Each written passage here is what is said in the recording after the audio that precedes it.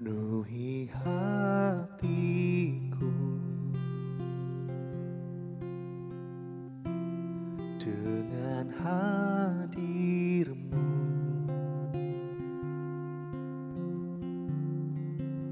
Ku rindu memandang wajah-Mu, oh Tuhan, di dalam kekudusan-Mu.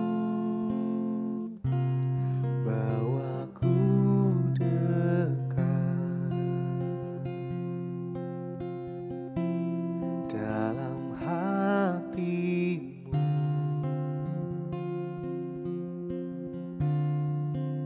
Ku rindu mendengar suara-Mu, oh Tuhan, di tempat kudus-Mu sekarang.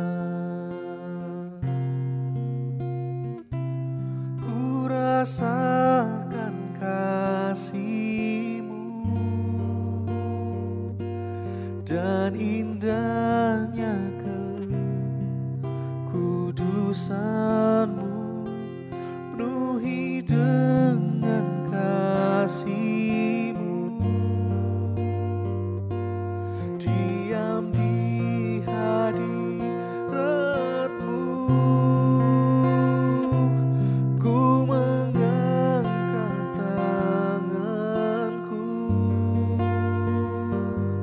Dan ku bersyukur menyembah-Mu, penuhi dengan kasih-Mu, diam di hadirat-Mu.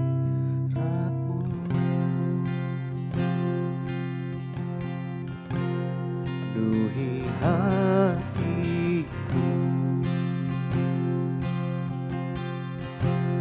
dengan hadir-Mu. Ku rindu memandang wajah-Mu, oh Tuhan, di dalam kekudusan-Mu. Bawaku dekat dalam hati-Mu.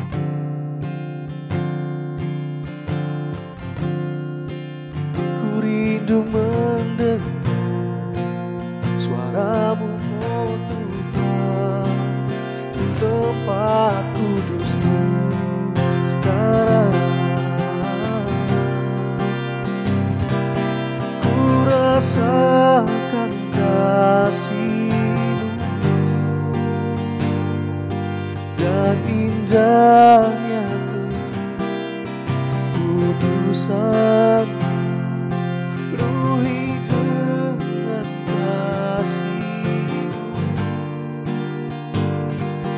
diam di hadirat-Mu. Ku mengangkat tanganku dan ku bersyukur menyembah-Mu, penuhi dengan kasih-Mu, diam di hadirat-Mu.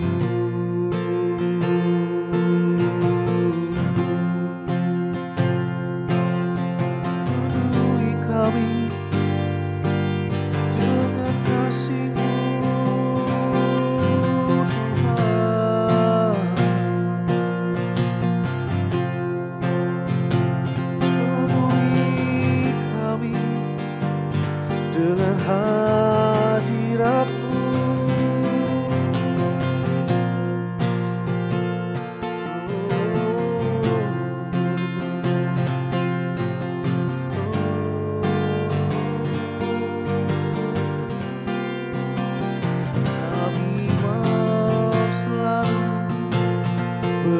dalam hadirat-Mu.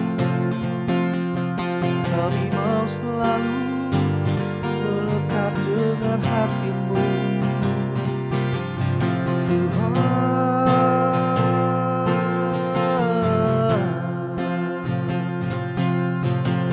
Selalu ada di dekat-Mu. Mendengar suara-Mu, memandang wajah-Mu, Yesus.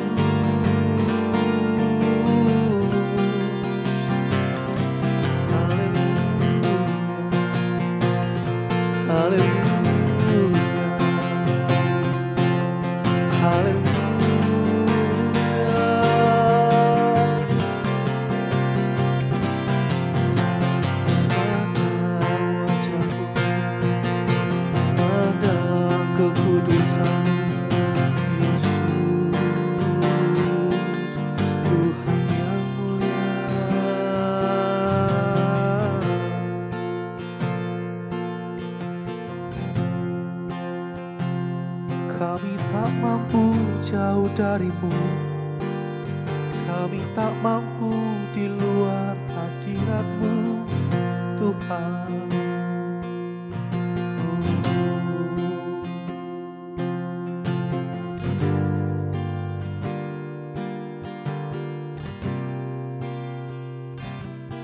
Ku rasakan kasih-Mu dan indahnya kekudusan-Mu, penuhi dengan kasih-Mu. Diam di hadirat-Mu, ku mengangkat tanganku dan ku bersyukur, menyembah-Mu, penuhi dengan kasih-Mu. Diam di hadirat-Mu,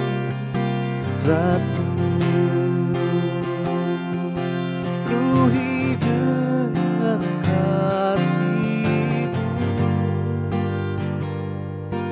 Diam di hadirat-Mu, penuhi dengan kasih-Mu. Diam di hadirat-Mu.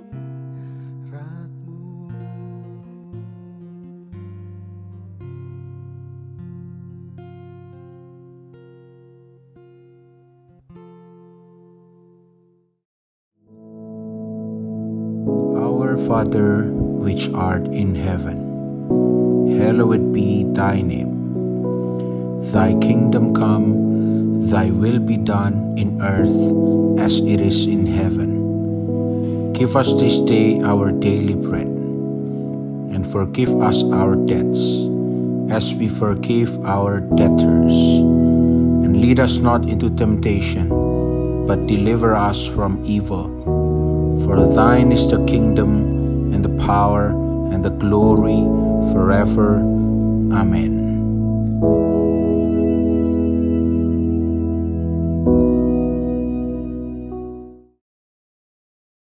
Puji Tuhan, saudara-saudaraku yang kekasih. Kita diberi kesempatan. Saudara mesti sadar, tiap kali kita masih bernafas, itu berarti kita diberi kesempatan oleh Tuhan. Dan kesempatan itu akan kita manfaatkan sebaik-baiknya, supaya nama Tuhan dimuliakan, hidup kita dijamin oleh Tuhan, bahkan untuk mencapai hidup yang kekal.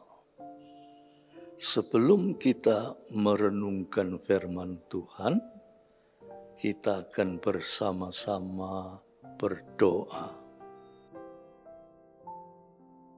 Bapa yang di surga, kiranya Tuhan berkenan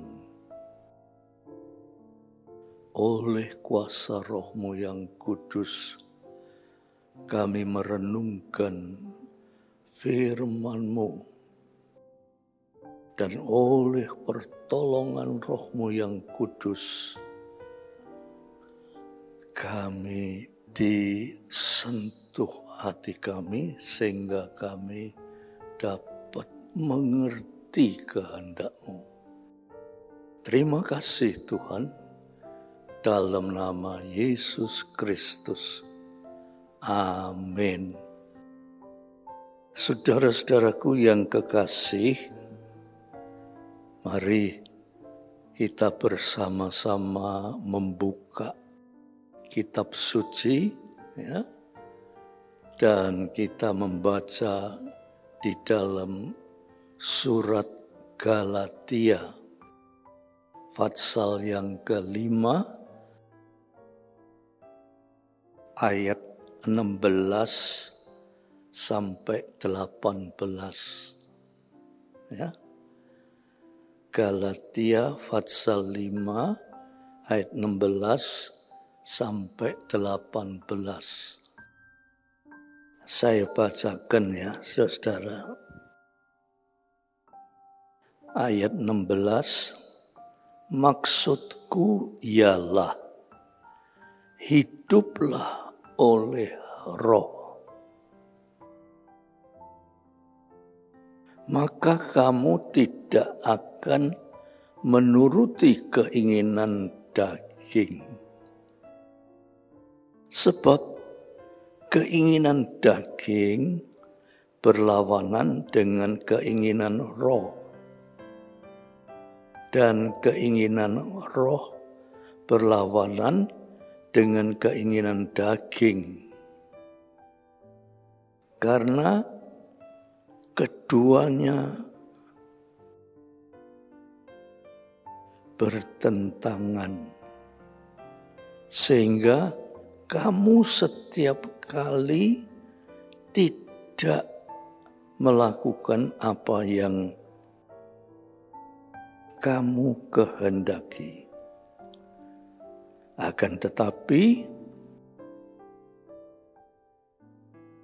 jikalau kamu memberi dirimu dipimpin oleh Roh, maka kamu tidak hidup di bawah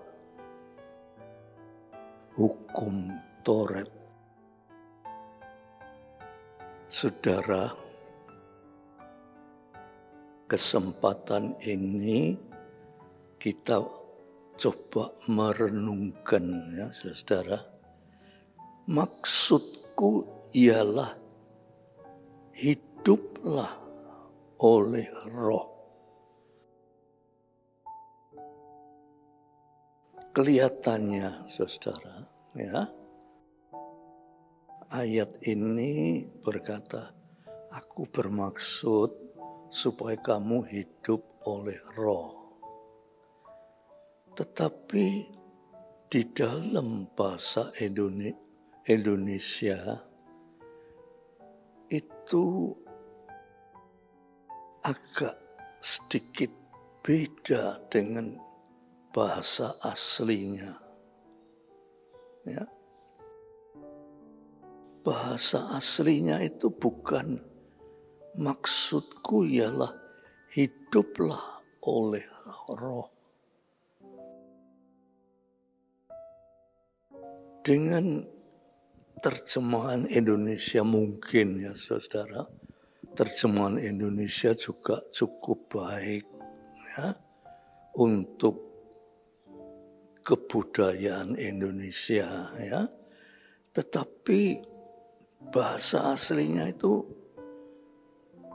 kata-kata hiduplah itu dipakai dalam bentuk imperatif. Imperatif itu harus,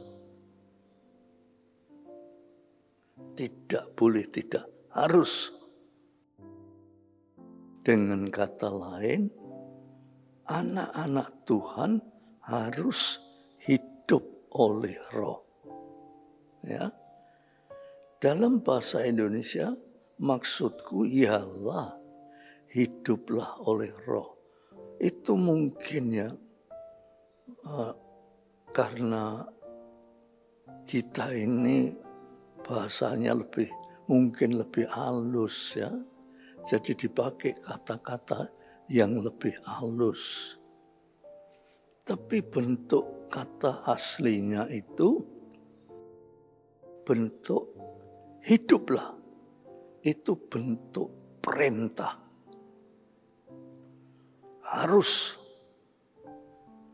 Tidak boleh tidak. Harus. Nah, saudara,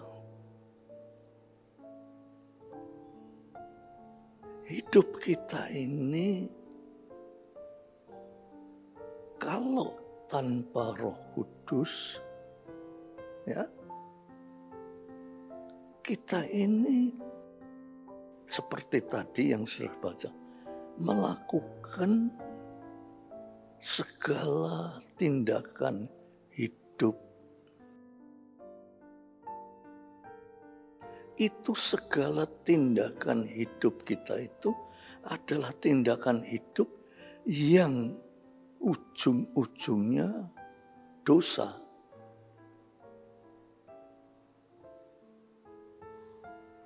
Mungkin ya saudara sudah berlaku secara baik, ingin hidup baik, tetapi keinginan ini, ya, saudara ingin hidup baik, keinginan ini sudah dikuasai oleh dosa. Ingin hidup baik dan saudara berusaha hidup baik, tetapi ujung-ujungnya menjadi tidak baik. Nah, ini memang dunia yang sudah jatuh di dalam dosa. Dunia yang dikuasai oleh dosa. Seluruh kehidupan kita, gerak langkah kita itu yang dikuasai oleh dosa. Kelihatannya baik. Tetapi kalau dilihat dari sudut pandang rohani, ya, seluruh gerak langkah hidup kita itu ujung-ujungnya menuju kepada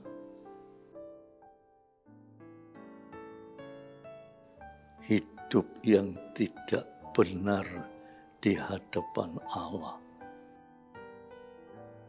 Ini sulit ya saudara, untuk merenungkan ini sulit.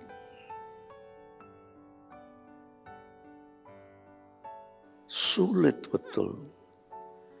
Tetapi kita sebagai anak-anak Tuhan, Roh Kudus itu mempunyai jarak atau cara pandang ya, yang tajam sekali. Karena Allah kita itu Allah Maha Kuasa. Ya. Jadi cara berpikirnya itu kita tidak mampu untuk melakukan itu, sulit. Tetapi saudara-saudara, di dalam kata hiduplah oleh Roh, itu suatu perintah. Jadi suatu perintah yang tidak boleh, tidak harus. Sebab kalau kita tidak dipaksakan begitu, ya, kita ini, ya saya sudah jadi anak Tuhan, kurang apa? Saya sudah setia mau gereja, saya juga ikut dalam pelayanan, saya juga berkorban. Itu kan sudah, kehidupan saya ini kan sudah baik. Tetapi Allah menghendaki yang lebih dari itu, yaitu hiduplah oleh Roh. Artinya kamu harus hidup dipimpin oleh Roh. Nah, untuk itu coba saya bacakan sekali lagi ya, supaya saudara jelas ya. Maksudku ialah hiduplah oleh Roh. Maka kamu tidak akan menuruti keinginan daging. Jadi kita ini melakukan hidup yang bersifat daging itu, kita itu nuruti keinginan daging. Jadi kita punya perbuatan itu bukan lahir dari keinginan kita, tetapi lahir dari daging yang dikuasai oleh setan. Ya. Terus ayat yang ke-17 dikatakan, sebab keinginan daging berlawanan dengan keinginan roh. Tidak iso disatukan, tidak bisa. Nah, keinginan daging dan keinginan roh itu tidak iso disatukan. Nek kamu tidak hidup oleh roh, ya daging.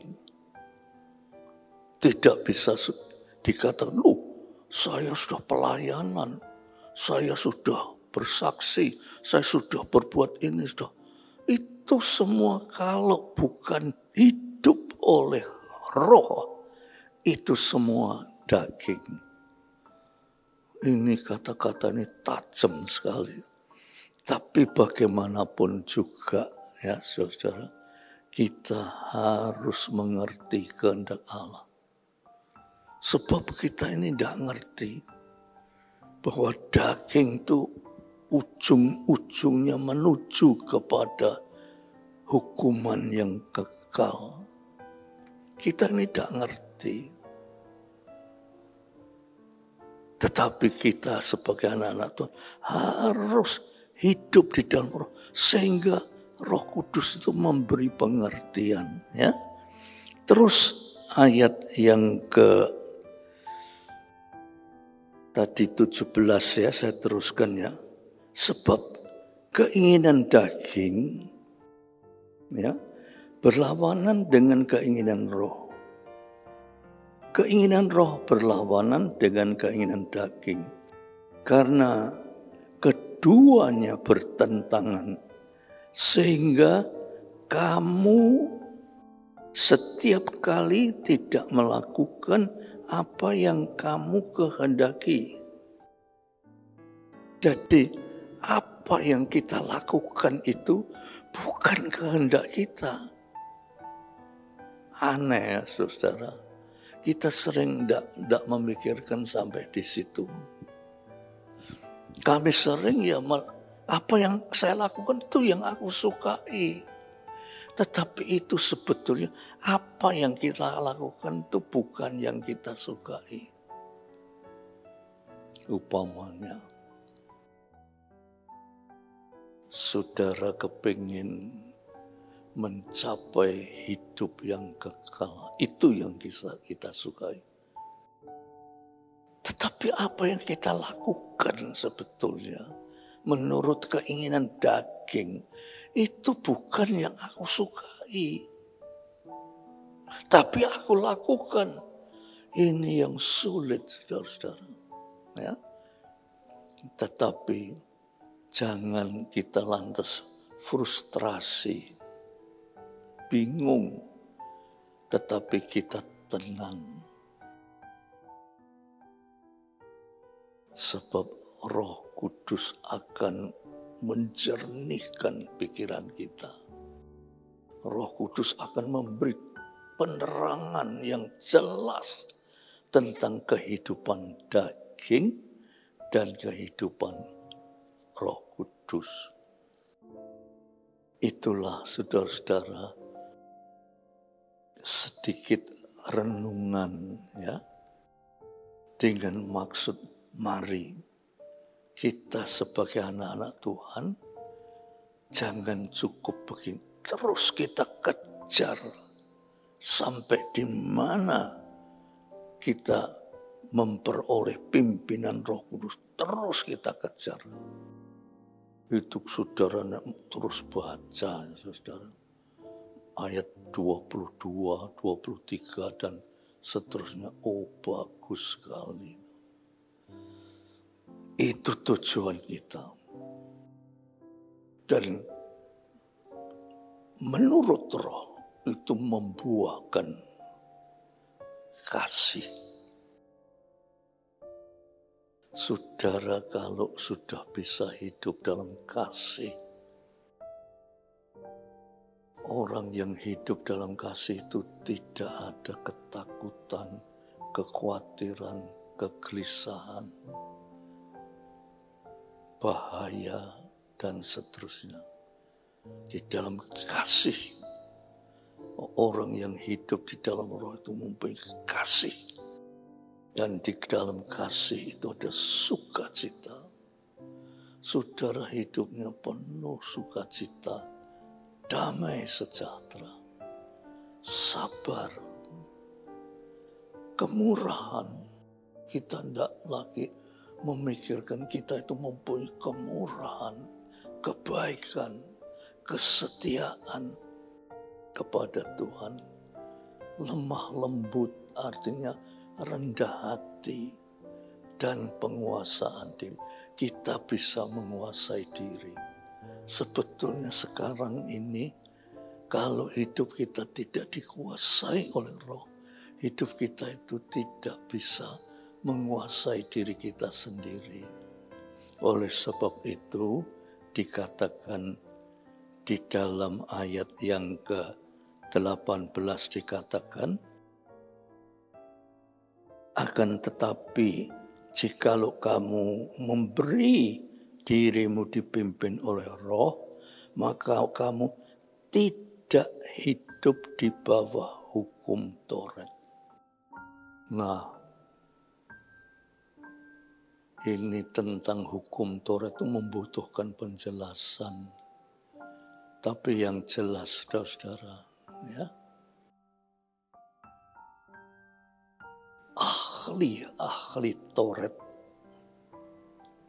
ya, yang tidak dipenuhi oleh kuasa Roh Kudus, itu ahli Taurat itu dialah yang menyalibkan Yesus. Jadi kalau dikatakan kamu tidak hidup di bawah hukum Taurat, kamu tidak hidup ya seperti daging. Ahli Taurat, oh dia tuh tahu Taurat itu hukum Allah, dia tahu. Tetapi dia tidak penuh dengan Roh. Yang menyalibkan Yesus itu ahli Taurat. Oh, saudara tidak pernah menduga kalau begitu. Tapi itu terjadi karena dia tidak dikuasai oleh Roh Kudus. Itu sebabnya Tuhan berkata, hendaklah kamu penuh dengan Roh. Ya, puji Tuhan. Mari saudara renungkan kita dan mari kita berdoa supaya saudara diberi pimpinan Roh Kudus untuk merenungkan ayat ini ya. Puji Tuhan. Kita berdoa. Terima kasih Tuhan. kiranya berbicara tentang Roh Kudus, kami betul-betul merasakan jamahan dari Roh Kudus. Sehingga hidup kita lain, Tuhan. Terima kasih Bapak. Biar damai sejahtera Bapak, berkat rahmat kasih Yesus, persekutuan oleh Roh Kudus atas saudara-saudara semua sampai Maranatha. Dalam nama Yesus Kristus. Amin. Puji Tuhan, saudara-saudara.